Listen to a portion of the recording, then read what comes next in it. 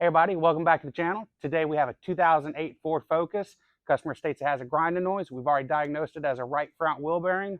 So let's get into it. So this is the right front wheel. As you can see, it has excessive play in it. This is actually on the extreme side. The extreme! It's the extreme! And you can even see that the rotor has started contacting the caliper bracket. Obviously, we already removed the right front wheel. We're going to remove the caliper bracket. We're going to leave the caliper on there. We're just going to take the two main caliper brackets loose. We'll set it to the side. Okay, the caliper bolts are 15 millimeter.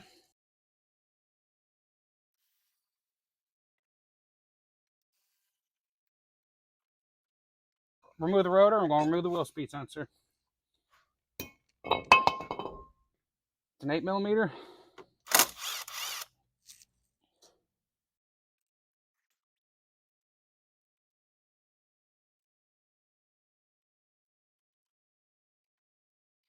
Okay, so we're going to take the axle nut loose. This one's a 32. The axle has been replaced, so the axle nut could be different. The tie rod nut is 15 millimeter. So we're going to remove the brake hose bracket, just because then we're going to see if we can move the caliper out of the way even more. So we got our tie rod separator. We're going to work on removing the lower ball joint and separate it from the hub. What size is that? Or the knuckle. The Torx is a T50 and the nut is a 15 millimeter. Remove the bolt from the strut and the spindle. It's an 18 millimeter. Okay, so prying down on the lower control arm and tapping on the top of the spindle to separate it.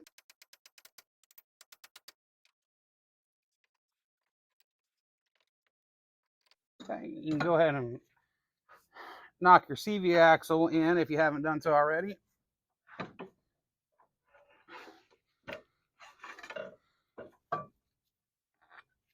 I want to take the inner snap ring out. With it set up on the hydraulic press, obviously it's a concoction of different shapes and sizes. We're going to push the hub out first. They do make a very nice hub removal kit that you can get as a loaner tool from your local parts store. Okay, we're going to push the bearing out the same side we took the C-clip off.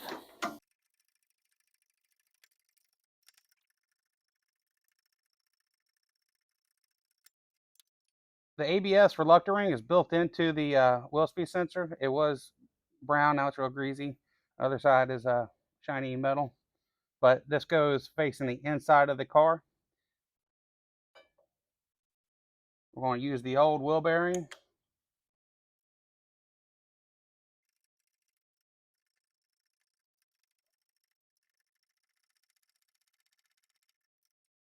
Before installing the hub, go ahead and install the new snap ring.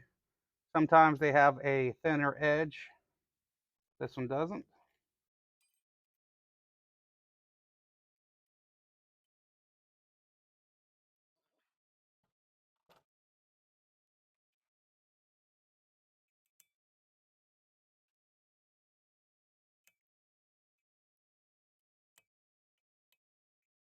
Okay, and I go ahead and face the opening where the speed sensor mounts into the hub. The wheel bearing was so bad we decided to replace the hub. You can reuse the other one. You just have to cut the outer race off the old hub. And when pressing, you want to push on the inside of the wheel bearing, because you can separate it if you're pushing on the wrong part. And you also got to be careful not to damage the reluctor ring.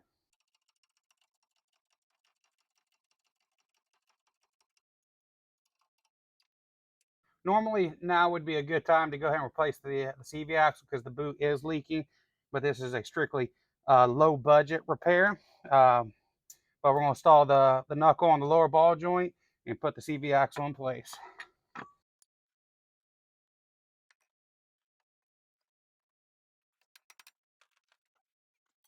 All right, then we're going to pry down on the lower control arm to put the strut back on top of the knuckle.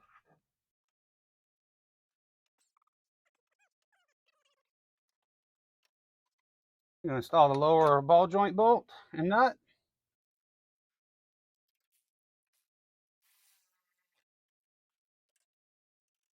Okay, going to install the upper strut mount bolt. Inspect your speed sensor for any wear, for how much play the wheel bearing had. This one's fine.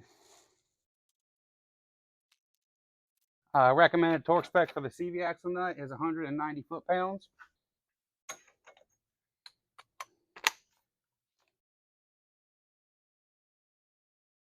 Okay, go ahead and install the tie rod.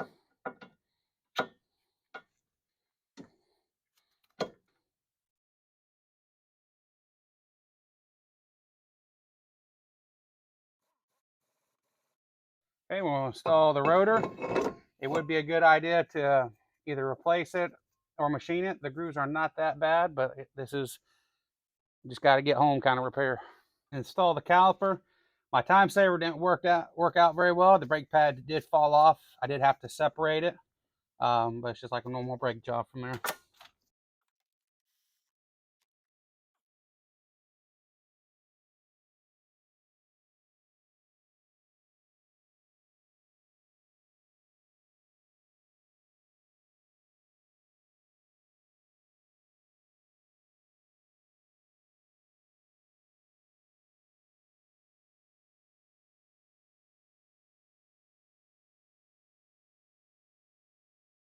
All right, well, that wraps up another one. This repair went real smoothly. I've had times where front wheel bearings have given me quite a fit.